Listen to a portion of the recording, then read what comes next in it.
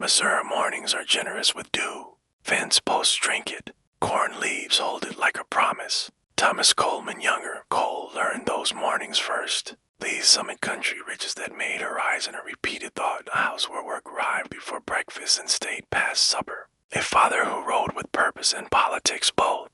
A mother who kept the center even when the outside tried to shout. Sisters who could do sums and chores. Brothers who could swap tools without swapping tempers. Neighbors were divided not by fences but by senses. Kansas to the west, slavery and union and the new nation's unfinished argument breathing hot through hedgerows. Before war had uniforms, it had visits after dark. Men on horses with faces for masks. Barn doors that remembered knocks no one taught them. Cole watched pride and insult learn each other's names. He learned a boy's math for danger. How voices flatten when men mean it. How the dog's bark carries notes only horses understand. His father was beaten once, the sort of beating that teaches a family to store its papers in more than one place. His stepfather, the last man of the house for a season, was shot. Homespun law began to feel like no law at all. By the time uniforms arrived, they fit poorly on old grudges. Quantrill and his writers made a grammar for the border where adjectives were bullets and verbs arrived on fast horses. Frank James joined first. Cole followed. Not because he loved blood, but because hatred had become a neighborhood and he had learned the address by heart. He rode, he scouted, he argued with himself and lost in the way young men lose to momentum. But war's close work is not the stuff of lullabies. We will not paint it pretty. We will only speak it softly and straight. There was a day at Lawrence when fire learned to pronounce men's names. Columns became ash. Mothers wrote lists with shaking hands and no ink. Cole was there by his own later account, or near enough that the truth still kicks when touched. The border turned its face away and still saw it. Men rode back through creeks that did not want to carry that kind of story. Some prayed, some drank, some decided prayer would be their drink. Kept riding because stopping looked too much like admitting something to himself he was not ready to hear. He grew hard in the way a man hardens when forgiveness is not in the local vocabulary. He learned to live on the distance between a trigger and a thought. He learned to leave quickly and ride without a sound. Papers back east said the war was over. The hedgerows disagreed. Cold peace came without a plan for what to do with hands that had learned one job too well. A suit pulled over a rider's bones. A bank counter that looks like an enemy wearing wood. A letter to a friendly editor who understands how to make smoke look like perfume. Reconstruction arrived like a stranger with rules. Loyalty olds, new sheriffs.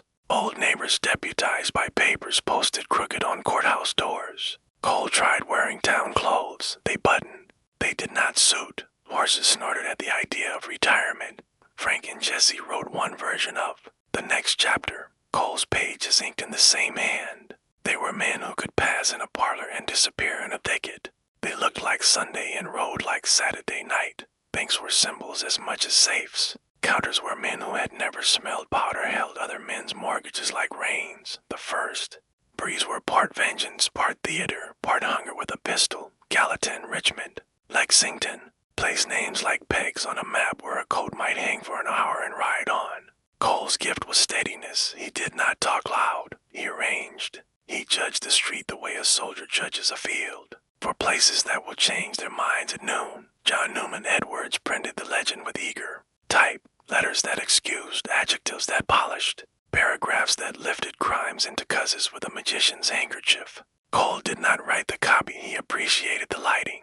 He did not mind that the playbill kept names like his in smaller font when Jesse S. drew the crowd. Money splits are conversations. Risk is arithmetic. He understood both. Trains replaced banks in the gang's appetite. Steel carried schedules. Schedules allowed rehearsals. Cole rode point or guard, kept the timing, measured the panic, left ladies unsearched on purpose when purpose allowed. He loved his family with a kind of awkward sincerity. Men in hard trade save for kitchens, letters folded small, visits shorter than pies deserved.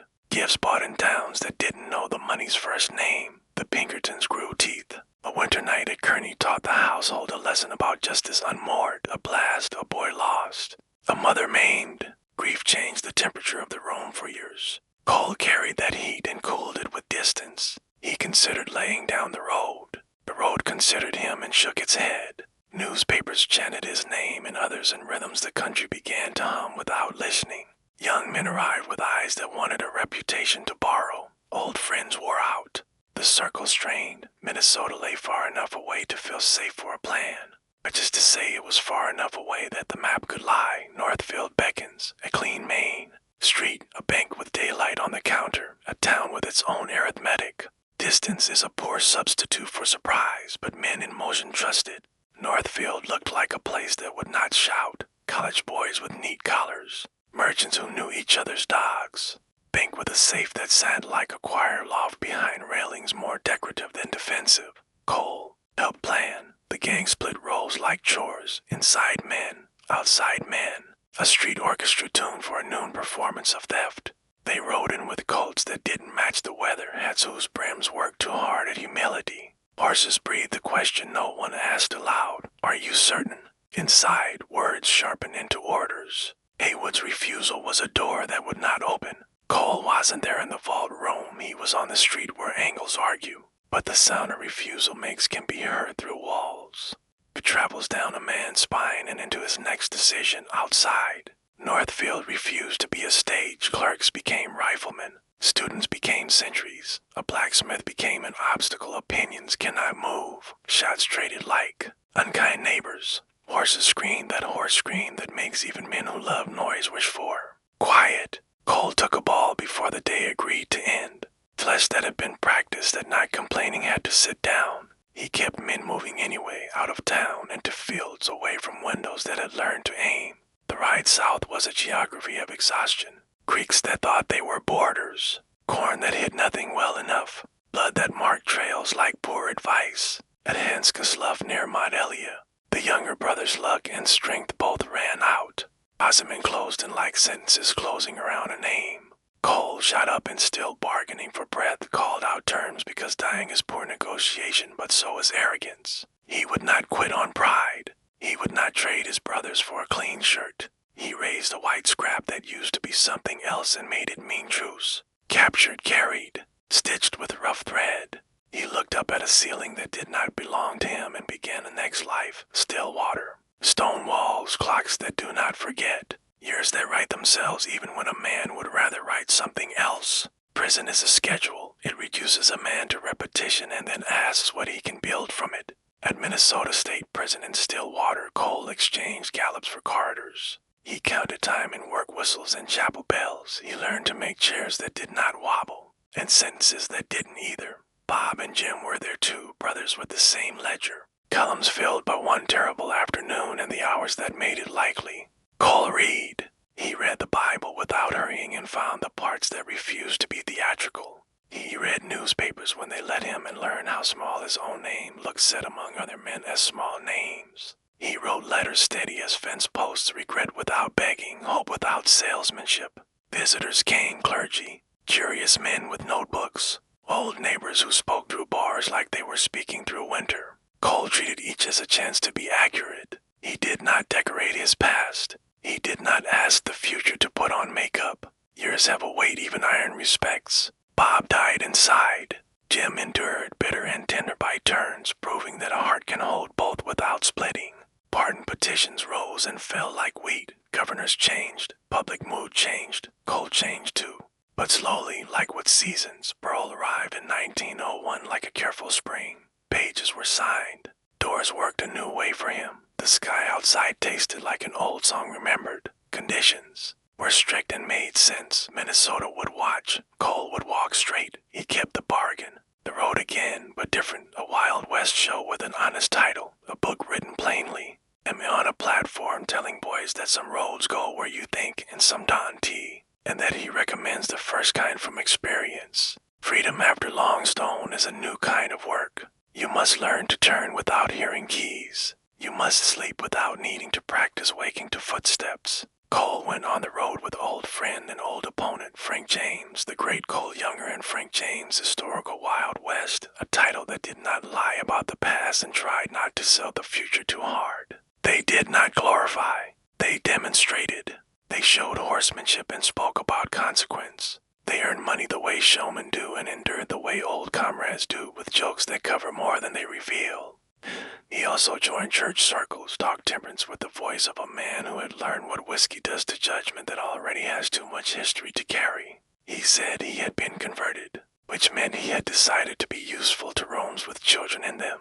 In 1903, he published the story of Cole Younger by himself. No purple prose, just a ledger, balanced as best he could with notes in the margin that say, "This was wrong, I did it, I am trying to be a different man now." He visited Minnesota towns when the air remembered him and behaved. He thanked officers who had arrested him for doing it clean. He tipped his hat to graves. He did not try to collect sympathy like coins. He spent courtesy like water. Late years in Lee's Summit were quiet but garden. Old neighbors who decided at last to talk about weather instead of history. A chair on a porch where dusk arrives in work clothes. He died in 1916 with enough breath left to be gentle to people arranging papers. His stone is simple because simplicity suits what he tried to become. What do we keep? Boy pushed by a boarder, into a saddle too soon, a man who made terrible choices at speed, a prisoner who learned to slow down, a citizen who stood up in Rome's and said the sentence the young need from old Miles. Dante, do as I did, do as I wish I had done. For a long road, Cole S. Bench sits between Jesse S. Noyes and a quieter figure the dime novels called a queen and the court filings called a defendant. Belle Starr, a woman who braided outlawry with hospitality, wore a hat better than most men, and left a trail of rumor and family through the river bottoms of Indian Territory.